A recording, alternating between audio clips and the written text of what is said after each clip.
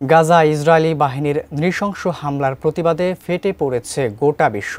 পৃথিবীর নানা প্রান্তে ইসরায়েলের মানবতা বিরোধী কর্মকাণ্ডের বিরুদ্ধে চলছে বিক্ষোভ সমাবেশ। এমন নৃশংস হত্যাযজ্ঞের প্রতিবাদে সোমবার বাংলাদেশ সহ বিশ্বজুড়ে পালিত হয়েছে নো ওয়ার্ক নো স্কুল কর্মসূচি। ফিলিস্তিনিদের প্রতি সংহতি জানিয়ে তাদের পাশে দাঁড়ানোর ঘোষণা দিয়েছেন বাংলাদেশে জাতীয় দলের ক্রিকেটাররা। সোমবার ফিলিস্তিনের গাজায় ইসরায়েলের নিষ্ঠুর সামরিক অভিযান বন্ধের দাবিতে বিশ্বের বিভিন্ন দেশে বিক্ষোভ, প্রতিবাদ সমাবেশ ও মিছিল করেছে সাধারণ মানুষ।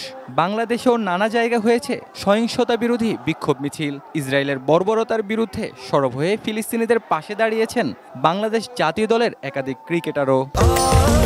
স্বাস্থ্যকর অল টাইম ফ্যামিলি কেক, সব সময় all time healthy life.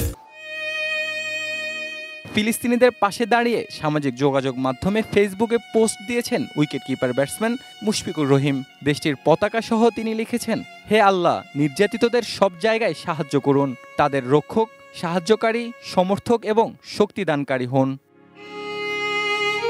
Free Palestine poster post করে ক্যাপশনে টাইগার পেসার তাসকিন লিখেছেন, একজন মানুষ ও মুসলমান হিসেবে আমি ফিলিস্তিনের নির্যাতিত মানুষের পাশে আছি। শান্তি, ন্যায় বিচার ও মানবতার জয় হোক, এই প্রার্থনা।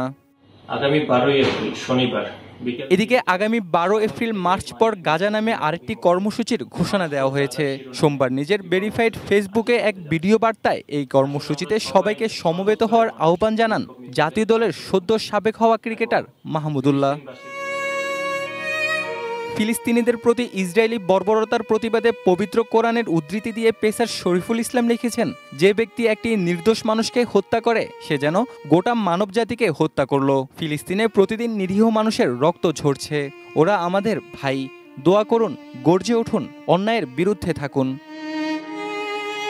Mahmud Ibrahim, sports desk, ATN news.